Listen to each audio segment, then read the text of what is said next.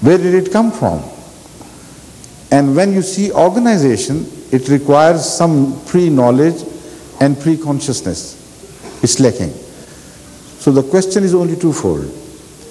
Either you are eternal with your consciousness, which you are not, or something else is eternal with his consciousness. You cannot do away with eternity. It's impossible. If there is no God, then the dead matter has to be eternal. How would you address, because I've got this response many times, of that we're just random, and I've never been able to answer. Please, instead of diverting the attention, please stick to this question and face it. Okay. Confront it. Okay. Are you eternal or not? Definitely not. No. Is your consciousness eternal or not? No. No. How could you be organized if you are not eternal? There has to be preceding you an eternity which must possess consciousness, because consciousness could not be born out of non-consciousness. So there are just two options. Either the unconscious beings or dead things are eternal, or some live form is eternal. There is no running away from this. Do whatever you may, please. You can't escape this inevitable question. If consciousness, your consciousness is not eternal, then there has to be an outer consciousness which has to be eternal, and that is God.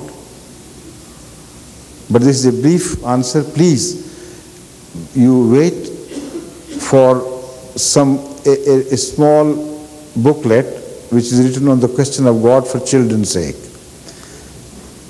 Wait for it to be delivered to you, and you will study it, and you will find many interesting discussions on the subject.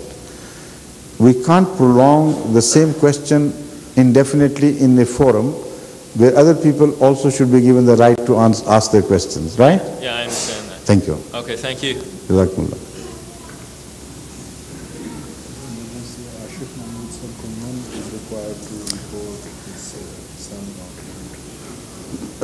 How badly?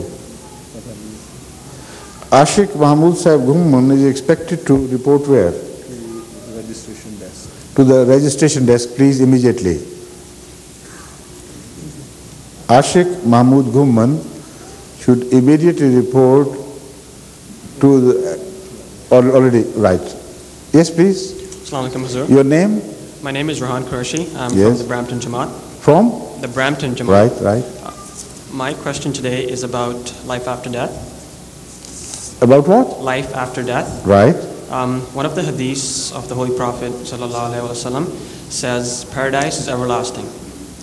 My question is, Hazur, how do we perceive the benefits of this paradise? I'm sure it's in a spiritual sense rather than a physical sense. Could you just explain a bit more on that? Do you understand Canadian English? Please. Could you? They have not understood. How could I? I'm a visitor to Canada. Please. Would you repeat your question? Loudly. My question is, and clearly. It says, one of the hadiths of the Holy Prophet, that paradise is everlasting. Everlasting. Yes. Right. This I have understood. The question. The question is, how do we receive the benefits of this paradise? I am aware that it is more a spiritual way rather than a physical life. Could you just explain how it is more spiritual? You see, I wish you had read Hazrat Masih Maud's epoch-making book, the most revolutionary book of the modern times, Islami Usul Ki Philosophy, the philosophy of the teachings of Islam. There, one question of the 5 deals exactly with this subject. So you read it and you will get the answer, inshallah. Right? Jazakumullah.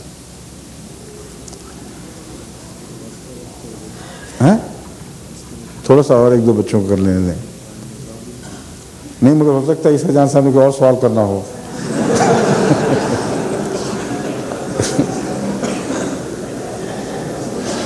You see, have you heard, Isa Jan Sahib, have you heard that famous Persian couplet? Darmayane qare darya takhte bandam kar dei baaz mi goi ke daman tarmak hun hushar bash. They have put me in front of questioners like you, and they want me to take care of time as well.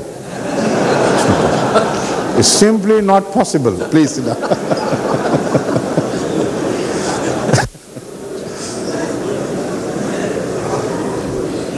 Assalamu alaikum warahmatullahi wabarakatuh. Huzur. My name is Khalid Sharif Shah, and I have one question. I am from North York Jamaat. Huh? My question is Huzur. Okay. My question is Huzur. According to the prophecy of Hazrat Mirza Ghulam Ahmad Qadiani that there would be Ahmadiyyat in the world, when is it going to be? Malik Lal Khan understands your language better than anybody else. Masih Islam has prophesied that Islam would be the religion of the world. When would it be? When would Right. it happen? If you had read a few sentences on, the answer would have been found there. He explained that well within 300 years from the time of this prophecy, Ahmadiyyat with the grace of Allah would represent Islam, and all other versions of Islam would be subjugated and would become small as compared to the Ahmadiyya representation of Islam. And that would spread all over the world, and the non-believers would exist, but only as small minorities, as remnants of the past. Like animals before human beings are still retained by nature, but with a relevant insignificance. So, Al-Masih Sallallahu has already said there, where you read this from, that this would happen well within 300 years, inshallah. We've entered the 2nd century, and don't you see the change in the wind and the air, and how rapidly Ahmadiyyat is now spreading with the grace of Allah? So we have witnessed the beginning of the prophecy in the 2nd century, and we can well believe that inshallah within our lives of all who are sharing this hall with me, we'll see Ahmadiyyat progressing so rapidly that a few years ago you could not dream of such a thing. Inshallah, please. And that seems to be the last question, right? For tonight. Inshallah, we'll sit again tomorrow.